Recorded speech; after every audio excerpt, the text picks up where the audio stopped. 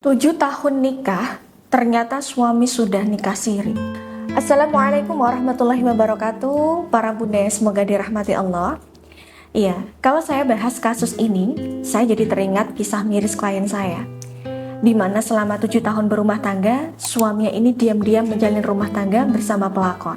Saking lihainya suami menutupi perselingkuhannya ini, klien saya baru tahu kalau selama 7 tahun suaminya ini sudah selingkuh, hingga sudah menikahi siri dan punya anak dari selingkuhannya. Padahal ketika di rumah bersama klien saya, suami ini tampak begitu baik pun. Sholatnya tekun, nafkah lahir batin untuk klien saya sangat lancar. Ya, entah setan apa yang merasuki suami klien saya saat itu, sehingga suami bisa diam-diam menjalin hubungan gelap dengan wanita yang bukan mahram hingga berakhir jadi istri sirinya. Saya sendiri nggak bisa membayangkan kalau ada di posisi beliau saat itu.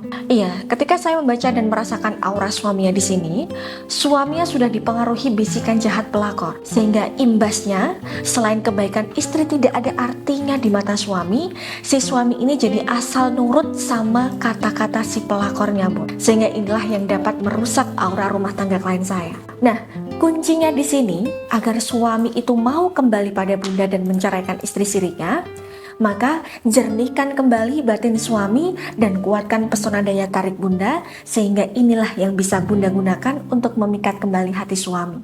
Ya, bunda gak perlu ngotot ke suami agar suami ini menceraikan istri sirinya, tapi bunda bisa ikhtiar dengan cara bergerilya, yaitu tetap layani suami, tetap manjakan ego suami, dan tetap pura-pura gak tahu kalau suami sudah nikah siri. Sembari bunda bisa perkuat ikhtiar bunda dengan jalur spiritual. Nah, karena itu, waktu itu saya mengijazahkan wirid dengan tasbih Karomah Al-Madinah untuk beliau amalkan setiap hari untuk memwirid suami.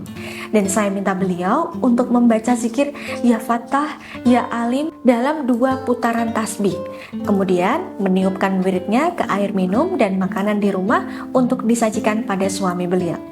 Nah, ini tujuannya tentu untuk melenyapkan pengaruh negatif dari pelakor. Selain itu, karena saya melihat si suami ini tipe yang gengsinya tinggi, yang gak mau ngomong kemauannya, maka saya menyarankan pada beliau yang pertama, untuk lebih inisiatif dalam melayani suami.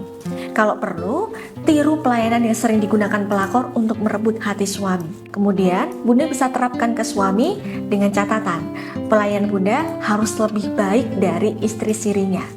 Nah, kemudian yang kedua, Bun, saya minta beliau untuk memperbanyak apresiasi ke suami. Untuk apa? Ya, pertama, ini meningkatkan harga diri suami, sehingga bikin dia lebih nyaman sama bunda. Kemudian yang kedua, Bun, manfaatnya ini bisa membuat suami lebih merasa dibutuhkan sama bunda, sehingga pelan-pelan begitu dia nanti sudah menemukan kembali jati dirinya, di mana pengaruh guna-guna pelakor sudah mulai luntur, maka dia pelan-pelan akan nyaman kembali pada bunda dan meninggalkan istri sirinya tanpa bunda harus meminta-minta. Dan yang ketiga, yaitu selalu menciptakan kebahagiaan untuk diri sendiri. Melayani suami versi terbaik itu perlu, tapi bunda sangat perlu untuk mencari sumber kebahagiaan untuk bunda sendiri, agar aura bunda ini terlihat lebih positif, lebih adem, dan membuat bunda ini lebih berharisma di mata suami. Nah, itu tadi, Bun, tips yang saya berikan kepada klien saya yang masih ingin memperjuangkan suaminya yang sudah nikahin siri pelakor. Dan buat para bunda yang merasa kasus klien saya tadi relate sama bunda merasa ada kesamaan dan butuh bimbingan, silahkan bunda bisa registrasi bimbingan dengan saya melalui nomor yang ada di atas ini. Oke, baik, saya kira cukup. Saya Mbak Novi, saya pamit mohon undur diri. Akhirul kalam, wabillahi taufiq wal hidayah. Wassalamualaikum warahmatullahi wabarakatuh.